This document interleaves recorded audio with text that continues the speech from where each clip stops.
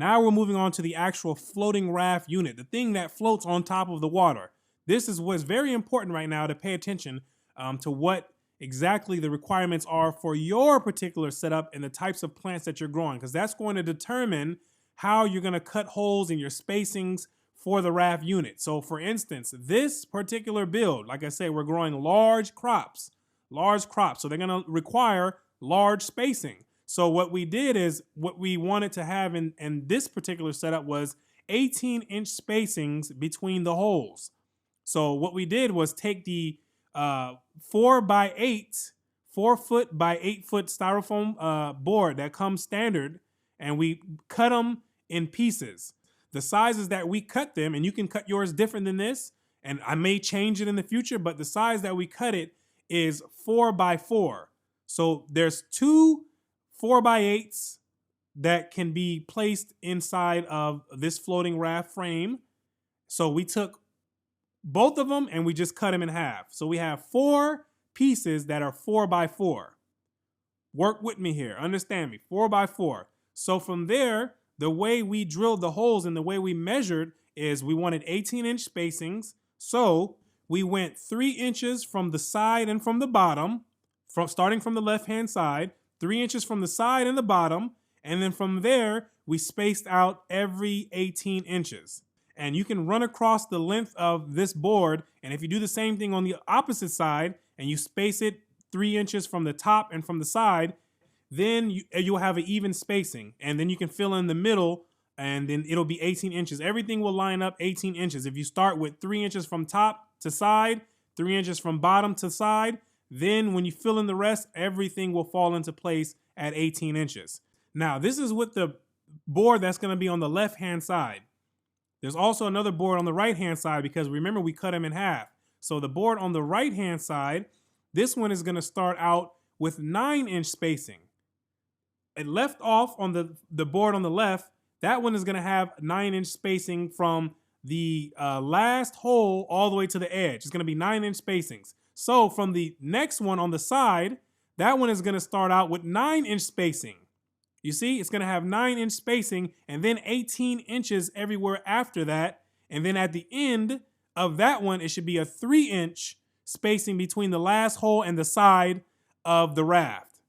And that's how you'll combine them together. And so you can have 18 inches spaced out evenly throughout the entire setup. Now, the reason why they're cut in half, if you're wondering, because you want to be able to have access to those plants that are in the middle. So if you cut, the smaller that you have the boards, the more access you can have. You can easily pull out the rafts whenever you need to access a plant, and it's easier. Instead of pulling out this large 4 by 8 unit, you can pull out these smaller units. Whatever size you decide to cut it. So that's the purpose of cutting them up. You could leave it all in there at once if you wanted to. You could do that. But like I said, it's just going to be much more difficult to get access to those plants in the back, especially once you have large plants that are grown and they're inside of the floating raft unit. That's going to be weight. So the smaller you have it, the easier the access is, and the less amount of weight it is that you have to deal with.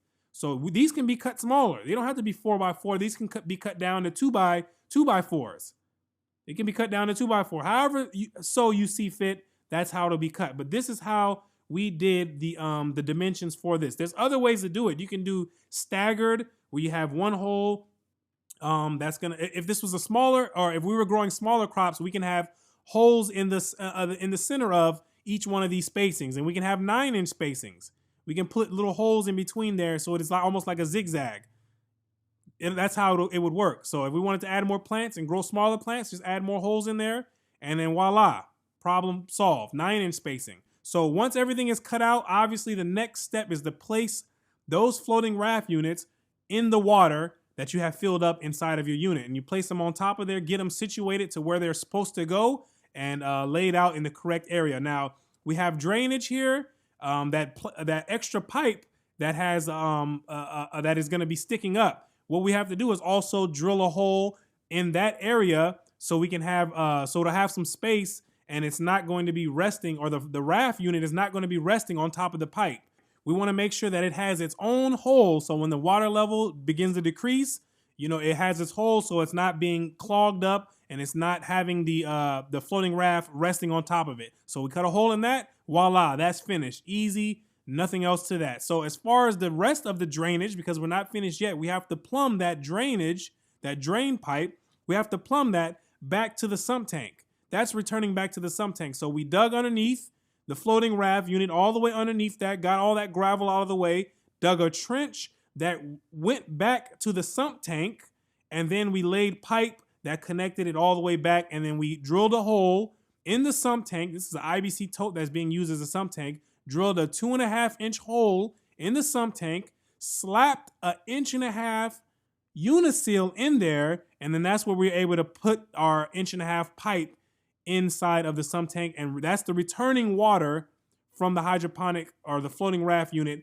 back to the sump tank. And what you want to make sure you do is you want to make sure that you put the return line coming from the floating raft unit, you want to make sure you put it as low as possible if you're using an above ground sump tank. This is an above ground sump tank, so we have to keep the water levels in mind. So we want it to be lower than the drain that is in the floating raft. We need this return line to be lower than that. So put it as low as possible, and that should cause no problems. But if you put it higher, then it's not going to work. Your floating raft is just going to overflow because you placed it too high, and water does not go against gravity. It doesn't flow uphill. It only goes down. So let's keep that in mind.